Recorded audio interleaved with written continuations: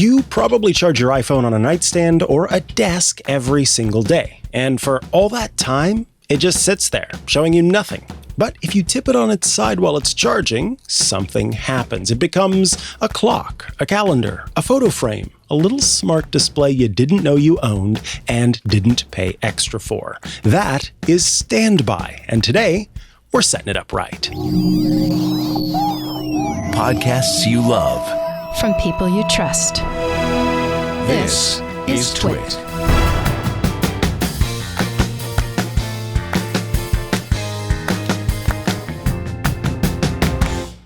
Welcome to Hands on Apple. I am Mikah Sargent, and today we are taking a look at StandBy, that really handy feature that makes your iPhone a little bit more useful when you're not really using it.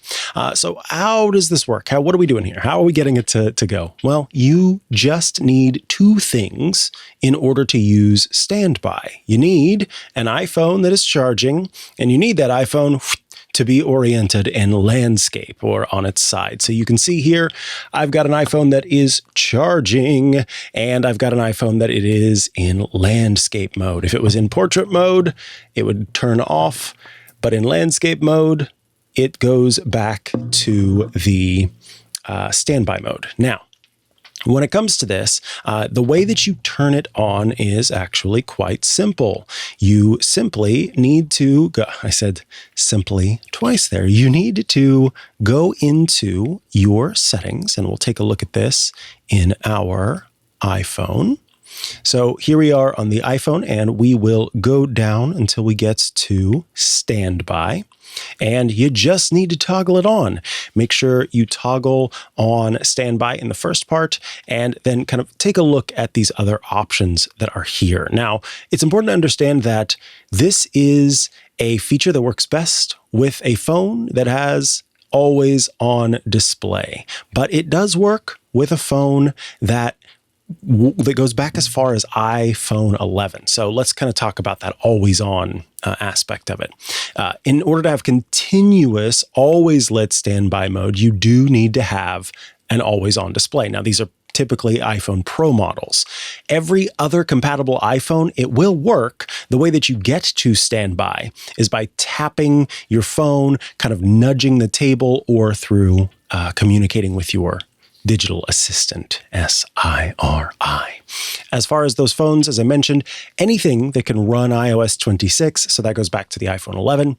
And in order to move between the three views that you have left and right movements, and then each view also allows for up and down movements within.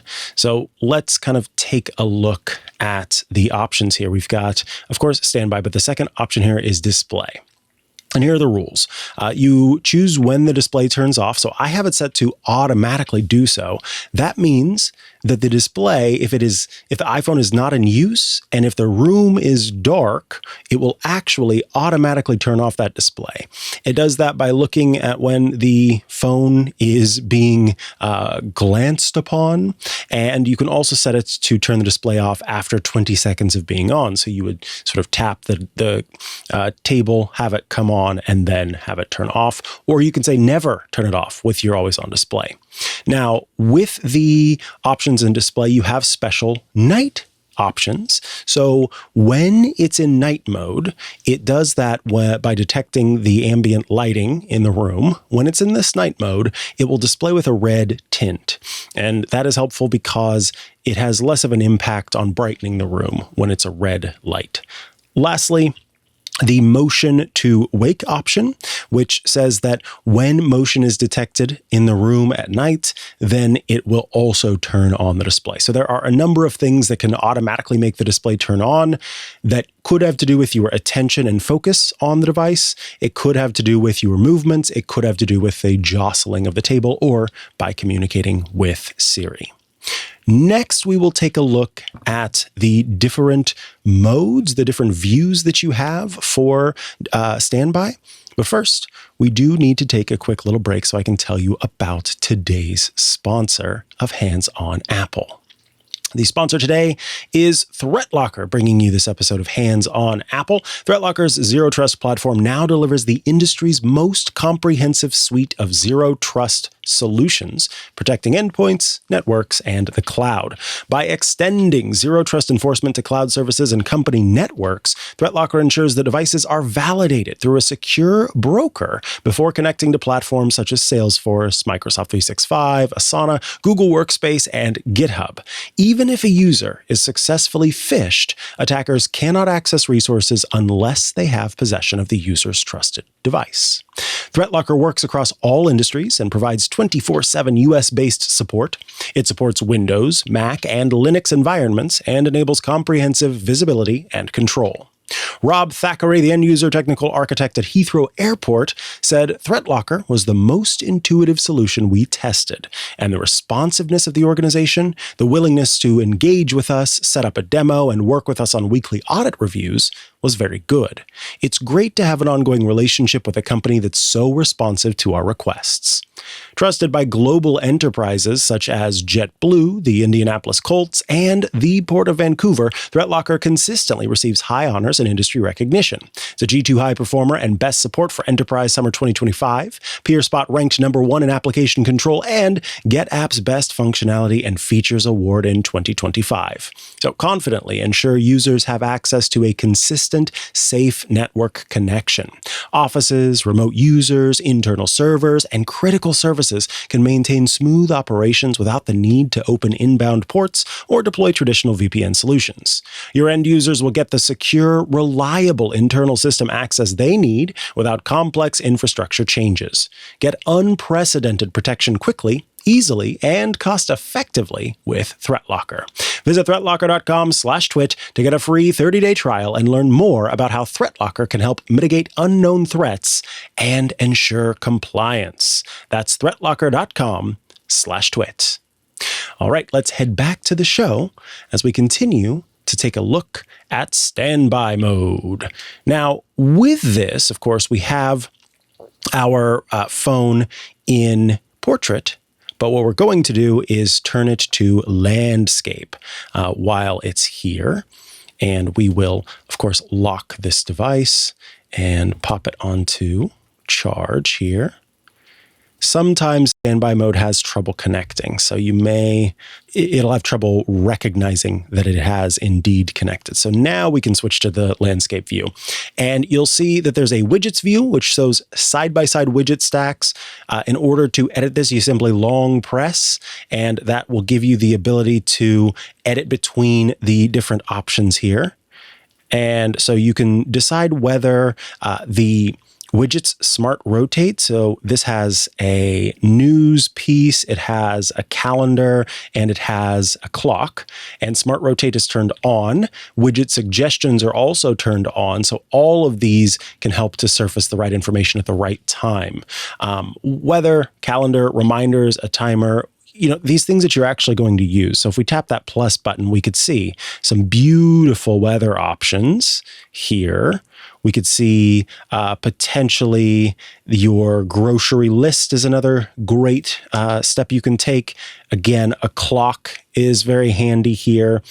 These are the suggested options. Maybe you just want a photo. It could also just be a beautiful animal drawing. I don't know about a spider. Some people might not be into that idea, but those are some of the options that you have here. And again, the idea is that what are the things you're going to actually glance at, right? What are the things that you're actually going to use? And then on the right side, I have a calendar, a reminder, and access to some of my most commonly used smart home objects. Very handy to have. The second view is your photos view, which you can access by swiping to the left. And in order to see the photos, you do need to unlock the phone. So typically this is going to be accessible via your face, but because there's a a nice little microphone in the way. It did not show me that. Now, this will show you featured shots and memories by default. These typically have swipeable themes, so you can choose nature or pets, cities, people, and then you can add your own albums and hide the themes that you don't want. So once again, tapping and holding lets you switch between them. You can hit the plus sign to add more. You simply hit in the top left corner the eyeball to hide or show different categories. And so we'll tap done there, and then we'll switch to the final view, which is a beautiful clock. This is multiple clock styles that you can swipe through vertically.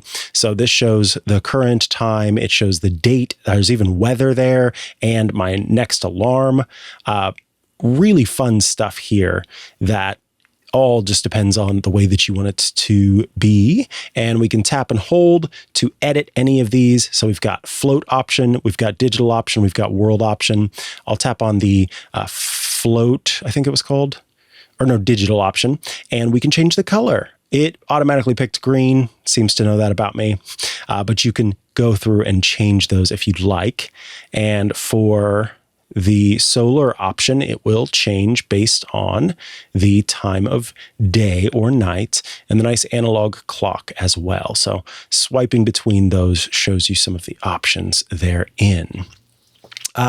Lastly, live activities and now playing controls will automatically appear here when you are using the device. And so if you have AirPods in, for example, you can get those live activities or those now playing controls to appear when one of those activities is taking place. When it comes to using StandBy on the regular, I want to remind everybody about night mode. It's very nice to be able to turn off the brightness, and that's what night mode can do for you, because you may be using StandBy mode during the day. That's a time to have those controls on screen. But at night, you don't want that bright light shining in your room. So that nice red light is much better. Motion to wake, that might be something that you want. It might be something that you don't want. That's going to depend on the traffic in whatever room you have it. And with MagSafe, this is very cool. If you have a MagSafe enabled charging stand, then StandBy will actually remember your preferred view in the different places that you charge. So on your desk, you may have one view that you like to use, and you can switch between them and pop it there. That's the view you'll see. When you go to a different location and you pop it there, change the mode to something else, and you'll be able to keep it there as well. StandBy also works with your sleep focus mode so that you are able to tie it to that instead of simply using the ambient light sensor that's built in. So I've been ending these episodes with homework, and I think we'll do so again. Go ahead and set up StandBy in a spot that you charge every day. Pick a single view that fits that location. So if it's on a nightstand, you probably want a clock. If it's at your desk, why not have those widgets there? And then this is important with widgets especially, trim it down to what you want to actually see at a glance. Not stuff you're going to be interacting with always, but stuff that you just want to see at a glance, right? Live with it for a week, and then notice how often you check it instead of fully picking up your phone, which also leaves it to charge, which is quite nice as well. Thank you, folks, for tuning into this week's episode of Hands on Apple. It's always a pleasure to bring you this show. You can email me, Mikah at twit.tv, with your thoughts, your suggestions, etc. And I'll be back next week with another episode. Goodbye.